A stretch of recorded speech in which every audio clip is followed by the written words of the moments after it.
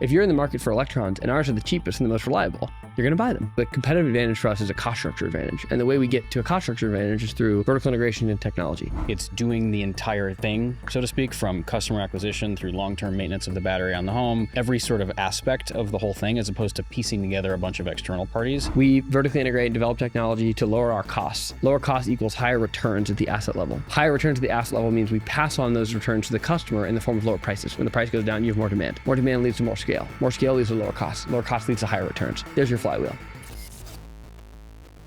This is Dell and Justin Lopas from Base Power.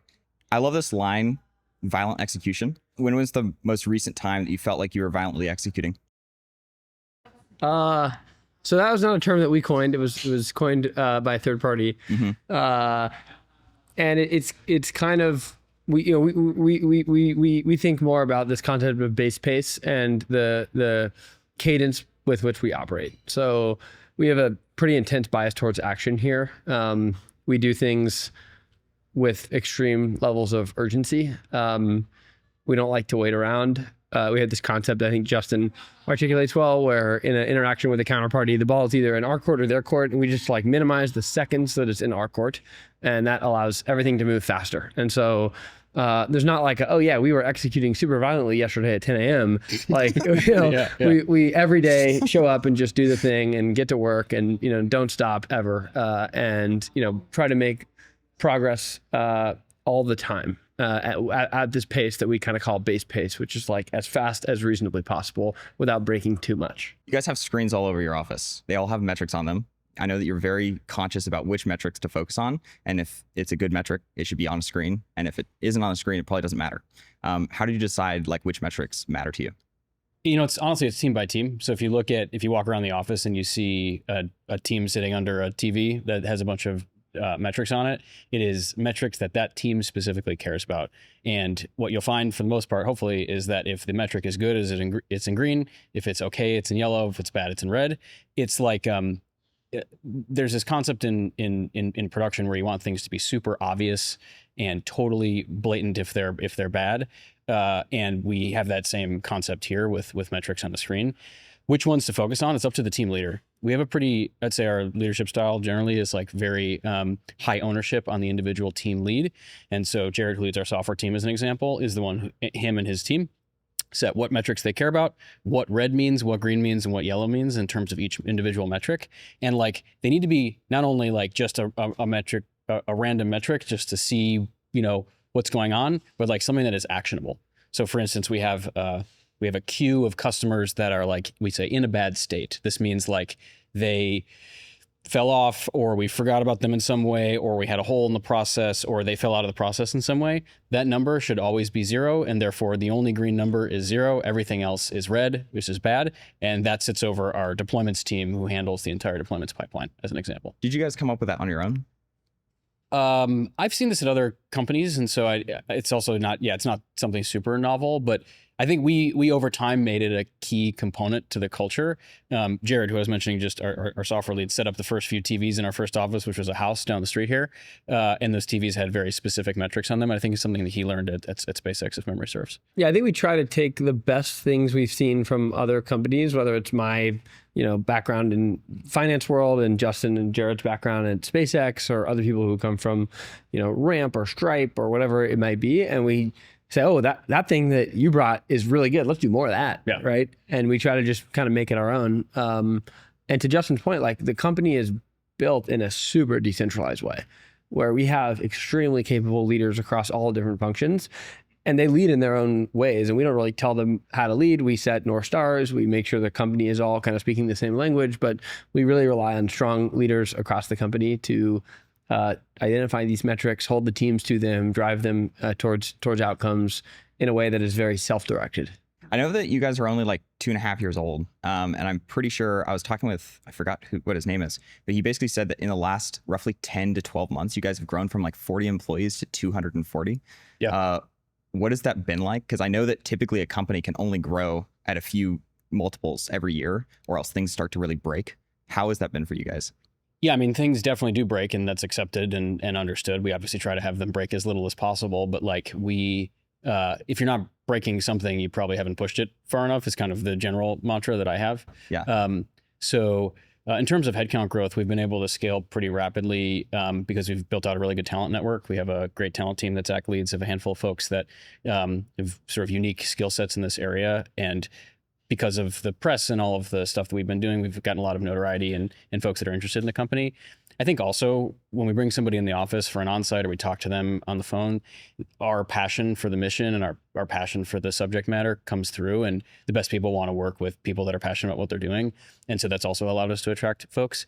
And look, we've also hired a lot in our front lines. So we have a team of over 100 now that's between our warehouse manufacturing locations and manufacturing location and our electricians in the field. And that's been, somewhat easier to scale just from a numbers perspective, just because there's folks sort of in those domains already, and we're able to hire relatively quickly there. Yeah, reflecting on it, I think it's been made possible because we have a super strong leadership team that has managed big teams before. Yeah. And that leadership team were like, all in the first 20 people, and all of them except one in the first 5 people of the company, right? And so we hired these people, myself and Justin, Jared's our first hire, Dana, Cole, and then Dino, who came a couple months later. That's the leadership team. And they've all run big teams at big companies working on really hard things. And so you don't have to teach these people how to manage. They know how to hire, right? Yeah. And they know how to lead, and they know how to coach, and they know how to, let people go when you need to let people go, and, point them in a different direction, or give them more rope and ownership and scope. And these aren't things that we have to go teach. They just know how to do it. And they've been here since the beginning. So they're just super aligned with the mission, the vision, and the strategy. And I think that has made it a lot easier to scale versus had we hired a bunch of very junior people early and then tried to bring in senior people over them. And that would have been a little more difficult. So you guys actively chose to not hire people early days for slope, but more for actual domain expertise. And It's not, I don't think it was that. I think we just said, we got to get the best people on the planet here. Where are they? And we went and found them. And they happened to, and we're still doing that, obviously. Yeah. But now we have a lot of people, the people in the seat that we need. And so we're going and finding, filling other seats. But I think Justin and I both spent a lot of our time in the first year of the company on hiring, recruiting, getting the best people in the door, convincing them that they should join us. And that has paid dividends is kind of more the point I'm making. Interesting. How much from the initial idea or plan that you guys created has kind of stayed true versus what's shifted? I'd say the overall theme and mission of lowering the cost of delivered electricity to humans and Americans has not changed. That's been a Northstar for us for a while. How we get there certainly has changed. So, or to a degree at least has changed. We've learned a lot along the way in relation to how you access the electricity markets, how you position the product, what the product offering is. And frankly, I'd say the ambition also has grown as we've developed the company. When we started, we're okay, we're gonna do some batteries. It's gonna be great. And now I think we've really sort of seen how impactful that business model can be and is, and really expanded the mission even more broadly to really just being this vertically integrated energy company. I think it actually hasn't changed that much. I think it's, I think before we started the company, Justin and I spent a number of months kind of researching, iterating, questioning, learning. And then when we really hit the go button, if you go read, the original memo we wrote, 10 pages, on what we're going to do, how we're going to do it. If you read it today, that's basically exactly pretty much all up. Yeah. Yeah, I guess my point was more around the path in which we take to get to that end outcome. Yeah. Certainly we've just learned a lot along the way. I think, totally. We've learned a ton about the shape of the problem. Yeah. But the mission, vision, strategy has stayed basically exactly the same. What are the things that have changed? What have those been? They're more tactical things around are we a retailer or are we not? Do we partner with a installation company or do we do it ourselves? How soon and to what magnitude do we do custom hardware? Yeah. They're all I'd say 10 to 40% changes, not we were going to do nuclear reactors, now we're doing batteries. That's not the case. That hasn't changed. If you could go back and do one decision differently than you did, what would that be? Oh, I got one for sure. I know what you're going to say. So we started with this product we call Gen 1, which is primarily off the shelf. It's gotten more custom over time, but it's only say 30% custom and 70% off the shelf product. And our strategy that this is a mistake that I made was let's have a stair step basically to custom hardware.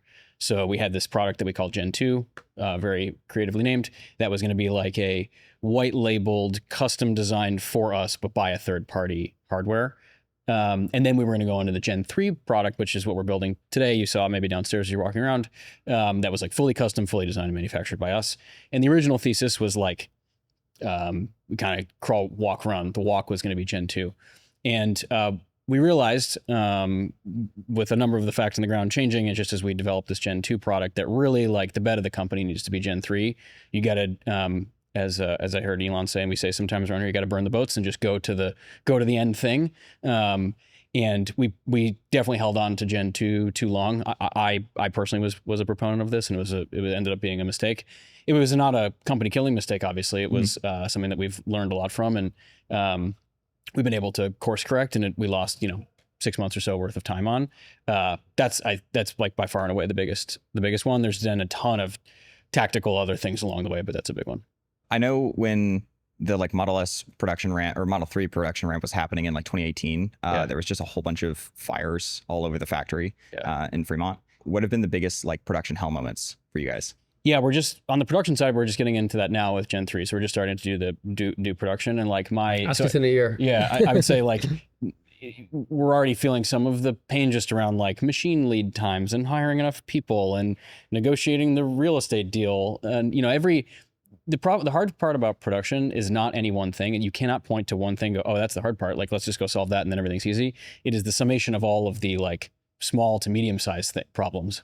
That's what I would consider production hell. We had the same thing down in Brownsville at SpaceX in 2018, 2019, around the same time the Tesla guys were having their challenges. And we expect to be having those Q1, Q2, Q3 next year as we scale. But we've had our own version of that, I guess, even today with relation to deployments. Mm-hmm. So even though it's not like assembling the hardware, I guess it sort of is actually, but it's like at the customer site.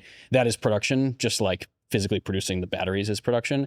And that we've had all kinds of challenges with permitting, interconnections, hiring electricians. How do you get enough vans? Like every little piece is like an operational challenge.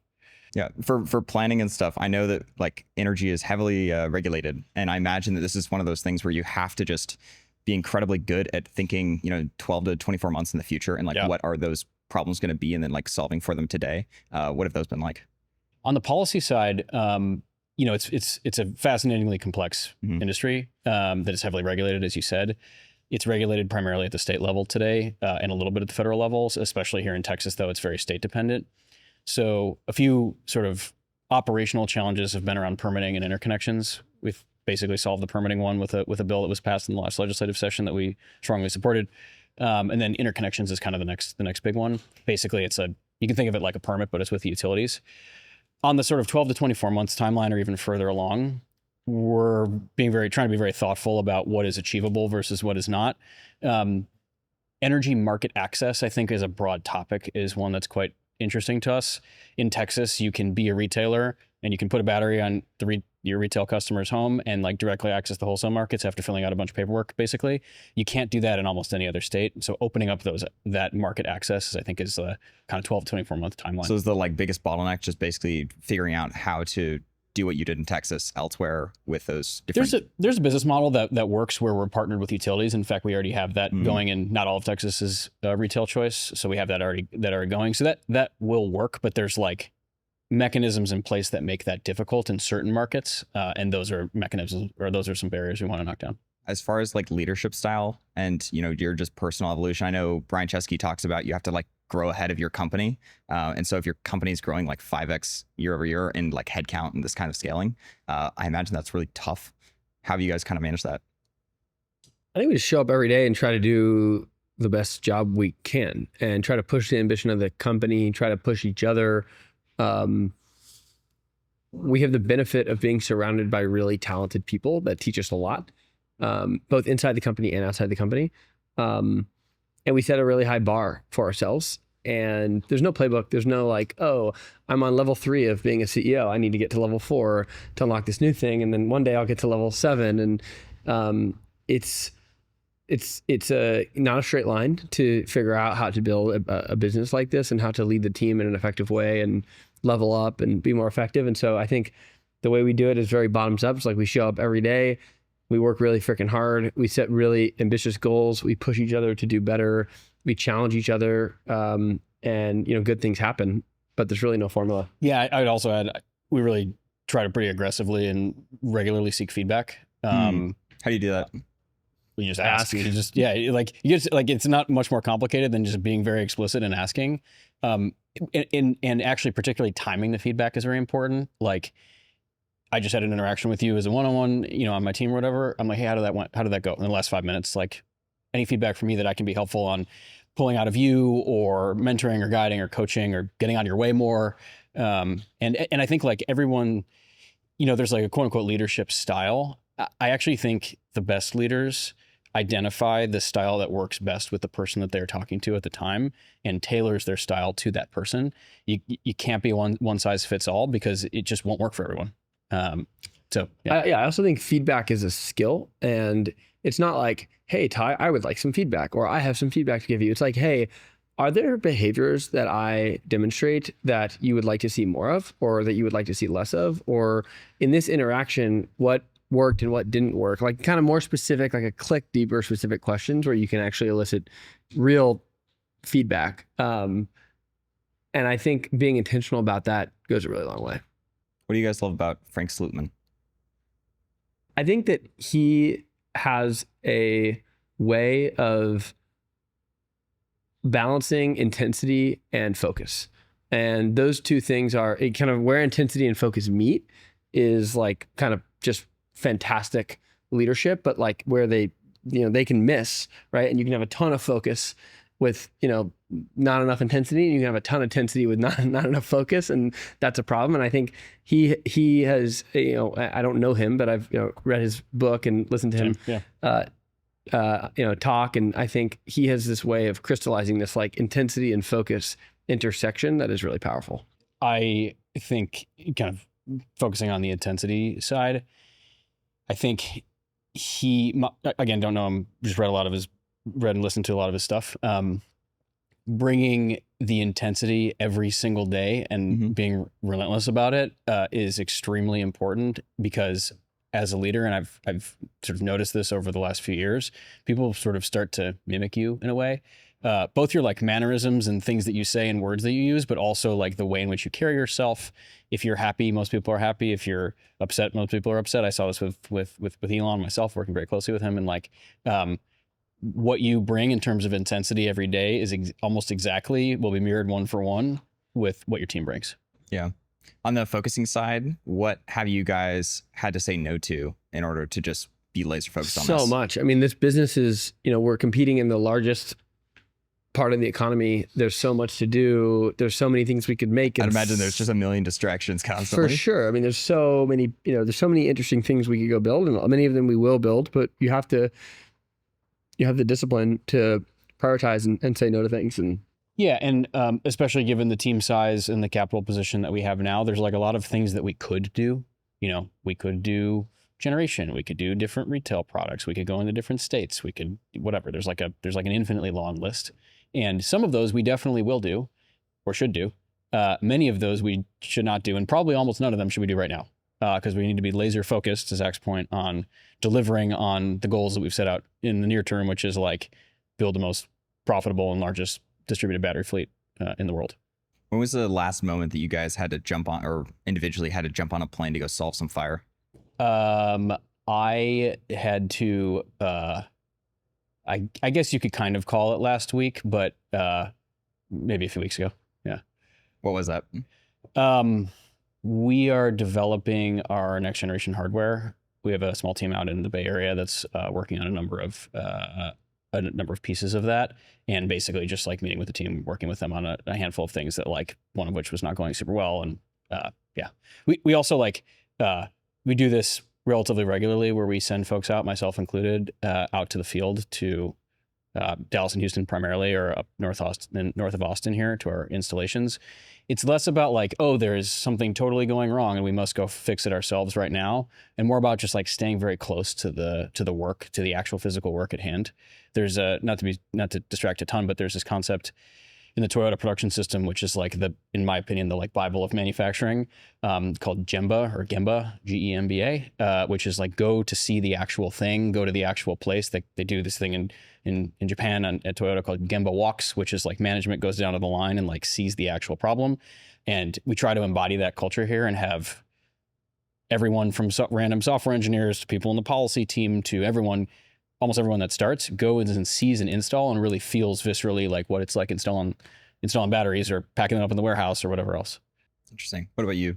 Well, not me specifically, but we often do this with suppliers where if we have a problem with supplier, we're just like, okay, let's get on a plane and like go to the supplier and just like sit down with them and say, hey, like this has to get better. The most recent one for me is like we're trying to recruit someone for a critical path role that's super important. And it's like, hey, Ty, you're an SF, we should really spend some time together. I'm going to email you on a Sunday night and be like, hey, great news. I'm going to be in SF this week. I'd love to have lunch. You let me know when's best. I'm not going to be in SF, right? I'm just going to be in SF when you tell me you're available. Yeah, I've definitely done that. I've done that where you like say, someone that's out of country and you're like, hey, I'm flying to London this week. just have have 30 minutes. Yeah. So I do a lot of that when it comes to kind of deal making and when it's winning time, you just like put on the winning hat and like do whatever is required to win. Yep. What was the last moment where you did that and something that should have been impossible just magically happened because of it? I can't share all my secrets, so nothing immediately comes to mind. I think the one would be our base factory one. Mm-hmm. We really wanted to have production and engineering close to each other. And the office is in downtown Austin and there's not a lot of factory space nearby. We spent a lot of time kind of agonizing over, man, are we going to put this factory out by the airport? It's going to be really far from engineering. And we basically figured out a way to negotiate a deal across the street to allow us to put production, 2-minute walk from our engineering team, which I think had you asked us, midsummer, early summer, like, is that possible? We would have said no effing way, in our wildest dreams. And we just made it happen. And yeah, that was pretty great. Part of the role of the person that's in charge or the people that are in charge is basically constantly trying to like push up timelines. For base pace, I imagine that you constantly want base pace to be accelerating. How are you doing that? Yeah, I think like there's basically two levers to pull in schedule. One is to like remove stuff that you were otherwise going to do. And the other is to like work faster or harder or more hours. There's like a limit to how much you can do the latter. There's only 24 hours in a day. A human has to sleep at least 6 of them. So like you're already limited to 18. Like that's kind of, and realistically people don't work 18 hours every single day all the time. People work hard, but there's also like how long is the person with the company and all that. So like want to be respectful of that. So anyways, I think we turned the how hard you work dial to the max in sort of like long-term sustainment mode. Mm-hmm. So then the other thing that you can do to pull in schedule is like reduce work, basically descope. And this is like something that I learned from Elon at SpaceX is like deleting parts, deleting processes, skipping steps where they're not otherwise needed is like far and away the fastest way to pull in schedule. Also, you can parallel path things. So for instance, we're doing our safety certification around our system today. And like normally you do one test, then do the next test, then do the next test. And instead we're like, why don't we just do all the tests at the same time? So now a serial path schedule goes to a parallel path schedule. You just ask the question is like, do we need to do that thing? And oftentimes the answer is no, so we don't do it. And then if we do need to do it, it's like, how can we shorten its timeline, automate it, or put it in parallel with other things? Yeah, the other trick would be, and this is kind of a Jaredism, would be giving things like a specific date that you want it delivered. So most companies would be like, we're going to do this in Q3, or we're going to do this in February, or we're going to do this, on some point in the future. Right. Like we're going to do this on November 3rd. Right. And then it's like, okay, XYZ happened. The day has slipped by 3 days, by 4 days. Right. And just tightening the kind of measurement or making it more specific, I think really helps drive urgency. Yeah. How do you align everyone to kind of like understand exactly what the why is in any given moment? I think this is a hyper mission driven company where if you walk around the office and you ask people like, hey, what's the mission here? Like everyone will tell you affordable, reliable power. Like in some way, some people will say lower the cost of electricity for all. Some people say affordable, reliable power. And everyone kind of feels that and knows that. And then there's little things like we do a monthly all hands, which is probably more frequently than most companies, where we talk about our Northstar goals, right? We have like 3 goals and they're tied to metrics, and we put them at the top of the all hands document, and everyone stares at it and we talk about it. And then, we write this very detailed monthly update that goes to the whole company that talks about what do we do? What do we not do? Are we making progress? Are we not making progress? I give a presentation every quarter called Engine of Success, which is like what we call like how we win, right? It's our playbook for how we win. And everyone is kind of indoctrinated in that engine, and they understand how the engine runs. So I think it's a disproportionately large part of our culture relative to other companies, just given the business that we're in. Has the how do we win thing changed over time a lot, or not really? Not really. The way we've articulated it has gotten better, I think. But I think I was probably a little too technical on some things, and I've kind of like made it a little more easy to understand as the team's gotten bigger. But no, it really hasn't changed. I think we have a very actually quite simple business strategy. It's just, it's a flywheel, and you have to kind of understand how the flywheel works. How do you guys think about like building a competitive advantage that no one else can compete with? Well, that's a great question, because it ties to the flywheel. So you have to, the competitive advantage is tied to the thing that you're selling, right? If you're making Diet Cokes, like your competitive advantage is something different than if you're selling electrons, right? Electricity is a commodity, and the best electron is the cheapest electron. So the competitive advantage for us is a cost structure advantage. And the way we get to a cost structure advantage is through vertical integration and technology, right? So the way we think about this is we vertically integrate and develop technology to lower our costs. Lower cost equals higher returns at the asset level. Higher returns at the asset level means we pass on those returns to the customer in the form of lower prices, lower cost electron. Price of the electron goes down. Presumably, in a commodity market, when the price goes down, you have more demand. More demand leads to more scale. More scale leads to lower costs. Lower cost leads to higher returns. Higher returns leads to lower prices. There's your flywheel, right? So that's the competitive advantage, is if you're in the market for electrons and ours are the cheapest and the most reliable, you're going to buy them. And that's how we win. And I would add, the way in which we get to that cost advantage is through vertical integration, as Zach was mentioning. It's doing the entire thing, so to speak, from customer acquisition through long-term maintenance of the battery on the home, inclusive of logistics and warehousing and manufacturing and design and brand and every sort of aspect of the whole thing, as opposed to piecing together a bunch of external parties. There's successful businesses that do the piecing together thing. We think that the sort of the strategy that Zach outlined is best equipped when you do everything in the value chain. Yeah. On the vertical integration point, how did you guys initially like start out versus now on how much you're bringing in house, and at what points does it make sense to just bring the entire thing in house versus just some of the components? Yeah, we've definitely stepped into it over time. We didn't start on our first installation was not with a base electrician as an example, because like A, we didn't know what we wanted from a hiring standpoint, and B, we wanted to learn, so we like hired an electrician. And then we're like, Craigslist. Okay, off of Craigslist. Yeah, it's a not a great story actually. It's a funny story. He no longer works with us. It's just a random guy that Jared actually found on Craigslist. He may not have been sober. Yeah, unclear. We never worked with him again. Yeah, right. But anyways, like you start by outsourcing, very simply to learn, right? Mm-hmm. Especially because Zach and I definitely don't have all the answers for sure, but like we also didn't have a background in these areas specifically, and frankly, a lot of our early team and a lot of our team today actually doesn't. We're like learning and thinking about things from first principles. And so you start outsourcing, and then when you've learned the trade, so to speak, whether it's electricians or we did the same thing for warehousing, we started with third-party logistics firms. Now we have all of it in-house. We learned how they do it. We learned what good looks like and what bad looks like. We build up a team. We build up the internal tooling and processes, and then we go do it ourselves. I think that goes for almost everything, like not everything. Like we didn't make the chairs we're sitting on, right? Like, so we didn't build this building, right? There's things that there's best things left that are like key to your business succeeding, and there's things that are like. And when we started, we didn't do anything ourselves. We had a white labeled rep. We had third-party hardware. We had a third-party installer. I guess we acquired the customers ourselves, and we just knocked on doors and we're like, hey, would you like a battery? And because we had to learn what we wanted to make, right? And so I think, and also there's another version of the company where we sat in a lab for 2 years and perfected the perfect thing, and that's not our style. But you didn't really get any contact with the enemy sort of situation? Exactly. Like you got to get in the field, get your hands dirty, start doing the thing, learning, taking some punches, and then you can start to build knowledge and experience, and you try to figure out what you're going to do, such that you can vertically integrate in an effective way. Had we started designing our custom battery on day one, we would have designed something probably pretty crappy because we didn't actually know what was required. I know like Sam Walton would go to like, I think it's like distribution centers that were in the center of multiple different Walmart locations and just talk with the like truck drivers at 5 a.m.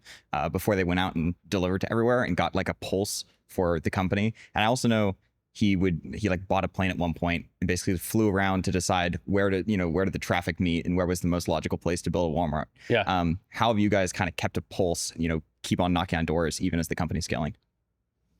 Yeah, I mean, just get on the phone with customers, like talk to them. Like customers will still email me. My email is just zach@basepowercompany.com. You can figure it out pretty easily. And they'll email me and they'll have feedback and we'll talk to them. Or I'll our energy advisor sit over there. I'll go hop on the phone with some of the customers and hear from them directly.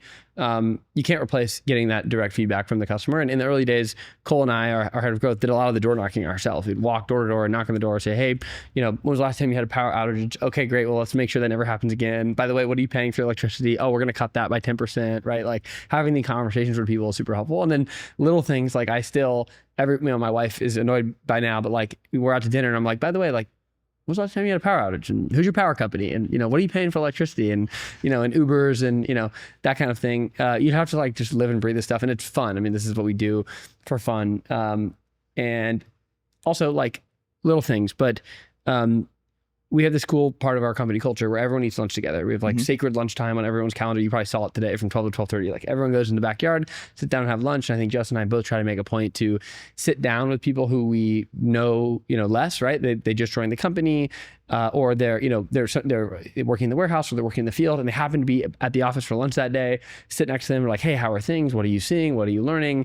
And those are incredible opportunities for us to get this like, bottoms up firsthand information. Yeah, I think as companies grow, or big companies generally do this, even small companies, especially the leadership or management team will have this sort of like separation from the real thing, what's actually going on, whether it's the customer or problems on the production line or our warehouse employees, that just sort of thing. Layers of fog in between them and the people they should actually be engaging with. Yeah, and it's like, you kind of default into that actually because it's like more comfortable. You don't have to worry about the problems as much. It's sort of like less mentally taxing in a way.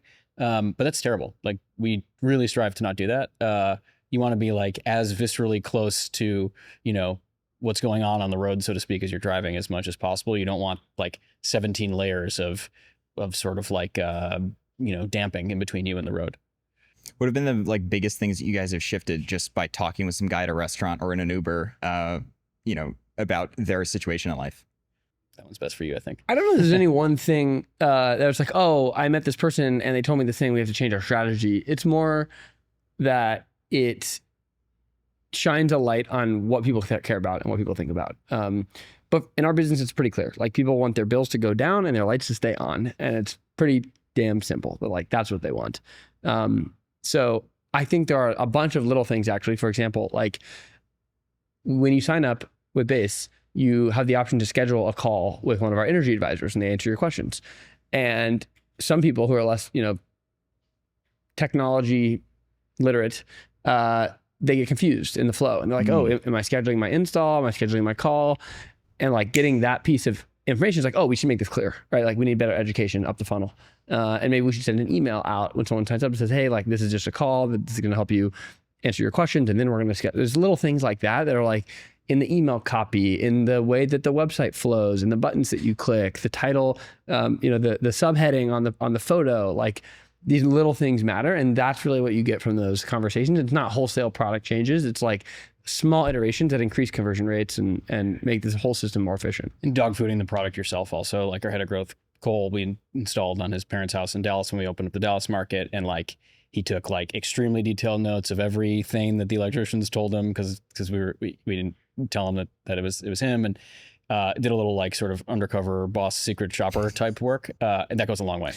Like last time I was in Houston, one of our members, Matt, like I went to his house and I sat in his living room for like an hour and I just hung out with him, just chatted with him about the product and his experience and his feedback and that kind of just firsthand conversation is so valuable. I think Todd Graves from Raising Cane's like greenlights every single piece of like every reel that goes out on Instagram before something goes out, and his company's worth like $20 billion. How much are you guys going to try and stay in the details, and like which aspects of the details do you want to be focused on as the company scales? Yeah, I would say we will not be doing that, or at least I'll speak for myself. I would probably agree. You would probably agree, Zach. It's less about, I think, being in the details and being super controlling are two very different things, right? Like I would categorize that maybe in a somewhat negative way. It's just like that's being controlling. I think what actually matters is that you know what's going on, can do or at least help or mentor the person that is doing the thing. And certainly when there are problems, you like know enough to be helpful. Being in the details is not good in and of itself, just because it's like cool or whatever. What matters is how you can use that to help the team. And yeah, there are certain things that we have strong opinions on and we'll voice them. But like back to this sort of distributed leadership concept, like we like highly trust the group leads, we call them, to make decisions on their own. We'll check in and we'll be a thought partner or whatever else, but we are not like checking every Instagram reel that goes out. We'll have opinions and happy to share them if you want to bring them up, but we're not. Yeah, said differently, the people who are making those decisions are way better at making those decisions than we are. And so we're not going to get in their way. Now, if we have opinions, we will tell them and we'll challenge them and poke them and prod them. And that's the benefit of working together and working in a bullpen. You see, there's no private offices. We all sit next to each other. And so if I have a question about a copy on the website, I just walk up to Yash's desk or Cole's desk or Gabe's desk. I'm like, yo, I don't think it should say this. What do you think? And they're like, oh no, actually, we thought about that. We decided to go this direction. And I'm like, oh, I'm usually like, oh, I think you're right. Okay, great. Right. So there are things at the company where I am the best person to make that decision. So I make it. Same goes for Justin. But actually most things, there's someone at the company that is better positioned to make that decision. And so those people are doing that. It's our job to make sure they're focused on the right Northstar metrics. They're all, skating in the right direction. They're focused on the right things. We have the right people in the right seats. That kind of stuff. There's a good example of this actually. That is a hiring process that Zach primarily set up, which is basically like we have a hiring manager. There's a panel. There's nothing, I guess, extremely unique in like the way in which we do the interview. But at the end of the interview, we do a debrief. And the hiring manager is the person that ultimately makes the call, and everyone else is not a vote. It's just a suggestion. So if Zach's the hiring manager and I'm on the panel, I can be thumbs down and say, Zach, I don't think this person is great. And Zach can think the person is great and hire them. And it's up to them. And this is the case for not just Zach and I, but everyone on my team, everyone on Zach's team. The hiring manager makes the ultimate call because we defer to them because they will live with either the benefits or consequences of that decision. Yeah, it's and it's frequent that, let's say you're the hiring manager and Justin and I are on the panel. Justin and I are both thumbs down. But so a little inside baseball here. The way this works is we have a debrief. We come in, and this sounds, and maybe I'm, sharing some of the secret sauce here. Cult. This is some of the cult information, some of the lore. Yeah. So you come into the debrief. Everyone knows exactly what's going down. You sit around the table, and we go 3, 2, 1, and it's thumb up, thumb down, and it's not a vote, right? So you, Ty, are the decision maker. The design of this is to elicit strong opinions, right? And the kind of rule is F yes or no, right? So if you're a thumbs up, you are willing to fight for this person. You're like, screw you guys, you're wrong. We are hiring this person. And if you're thumbs down, it's not like you're like, absolutely not. It's just like, I wasn't blown away. I wasn't blown away, right? And so it's very rare that you have the unanimous thumb ups, and it does happen. Those people are like, we got to get this person tomorrow. It's often that you have kind of a split room because in a 30-minute conversation, it's really hard to get signal. It's very often though that Ty is a hiring manager, Justin and I are thumbs down. We're not like F no, we're just not F yes, right? And you're like, hey, I disagree with you guys. I think this person's exceptional. We're going to hire them. Now, if you hire that person and they don't do well and we let them go, which I think we're pretty good about, like, we do that pretty quickly. That's on you. Now, you're not automatically fired, but like, we're going to sit with you and we're say, hey, like, what did we miss? Why did we get that wrong? Let's make sure that doesn't happen again. Why did the decision get made? What were the mental models that you were using? Yeah, but you own that decision entirely. And so, some might interpret that and say, oh, that's, not founder mode. Like, it's like, no, it's just not micromanagement. Yeah. Yeah. Yeah. Is there any other like specific things that you do here that you haven't seen at other companies that are like the special sauce that make things operate, way better? I think it's all about just like culture on a day-to-day basis. You can like write down whatever you want from a culture perspective and be like, yeah, we move quickly. But it's like, do you actually embody it every day? Does the leadership team embody it? It's hard to point to one magic sauce thing and go, yep, that's it. Yeah, I think our hiring process is very unique. Yeah. I think the vibes in the office are very unique. We have a lot of fun here, and people really enjoy coming to the office, I think. And, we have group lunches and group dinner. So we cater 2 meals a day, delicious, healthy, fresh food, because we want people to be here and not spend a lot of time thinking about what they're going to eat. And also we want people to sit with each other and have conversations and get to know each other better. It's an extremely flat organization. We've said it a couple times, like no private offices. My desk looks like Justin's desk, looks like the intern's desk. We sit in the same place. We all, sit side by side. It's all of our calendars are open. You want to schedule time with me, you just put it on my calendar. Now, if you abuse it, it's like, hey, stop abusing my time. Like it's a bad use of time. And I think we're pretty shameless or just like, maybe that's not the right word, but we're willing to basically be super direct with people in a respectful way. And it's like, hey, you had this meeting. You had 8 people in this meeting. It's a very expensive meeting. This meeting was a bad use of time. We're not going to have this meeting anymore. You're going to send an email with the decision that needs to be made or with the thing that you want to explain to everybody, right? And so we just treat people with respect, and we expect them to do a really good job. And when they do something that's not culture aligned or not mission aligned, it's not like F you, what the hell? It's just like, hey, this was bad. Let's correct not, the mistake. Yeah, let's not do this again. Yeah. And often, sometimes it's like, oh, I look at it a different way. I was trying to do, and then we have a conversation, and usually both sides learn something from that interaction. But I think we try to just have a very flat, decentralized, it's back to the dashboards and the bullpen seating and everyone eats together. It's just kind of like, hey, we're all in this together. We're, frontline generals. We're kind of leading from the front. We're in the weeds with you. We understand the thing you're working on. You don't need to like explain it to us again. Right. And I think that's kind of how I describe our culture. Final question. How has your guys' relationship with each other evolved? There's very rarely I've come across like strong co-founder relationships that just stick it out and are super aligned over the course of years. How's that evolved over time? Well, ask us in 10 years. I've known Zach for, I don't know, 3.5, 4 years maybe now, something like that. We met in 22. I think it's actually improved a good bit, I would say. I'm curious what this is like marriage counseling. Zach got married recently. I've been married for a few years, but yeah. I'm curious what you say, but I think it actually has improved. Zach and I are very different people, very different skill sets and frankly demeanors and kind of way we go about things, and we have a ton of, I would say, healthy conflict. But it's improved quite a bit, at least from my perspective. I've learned kind of Zach's idiosyncrasies and mannerisms, and when he's upset or happy, and I think he's probably done the same thing for me. And we've been able to sort of work around each other's flaws in a more effective way than we did early on, certainly. And I think also it's like, just as you work with someone, you gain more and more trust on them. It's like you start with very little trust and you grow to a lot of trust. And I think we're at that point now, which is like, I know he's going to do a good job with that thing, because like I've seen him do a good job with that thing before, and so I don't need to be worried about it or upset or like involved in it in many ways. And I think Zach sees that as well. But tell me. Yeah, I agree with that. I think that we have learned more about each other and how we work and what we're good at and what we're bad at, kind of to his point. And I think when we started the company, we both knew how hard it was going to be. That I think was important. Yeah. It was like, we knew it was going to be painful as hell. We knew we were going to be working our asses off. Like, we had both done that before in previous roles.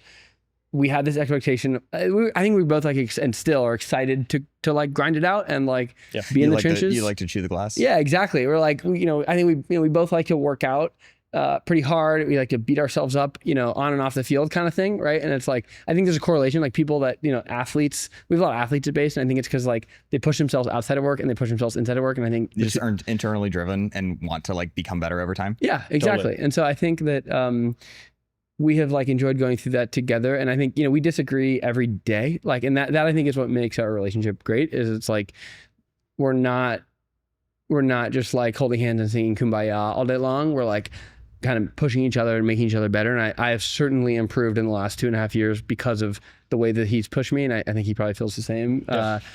And I've said the same thing about the rest of our leadership team. It's like, we have got an incredible group of talented people here who show up every day and push us to be better, and want to get better themselves, and all kind of embrace this like, hey, this is going to be hard, and that's why we're here, right? So that's been a ton of fun, and just excited for the next many years of doing this with Justin and with the rest of our team.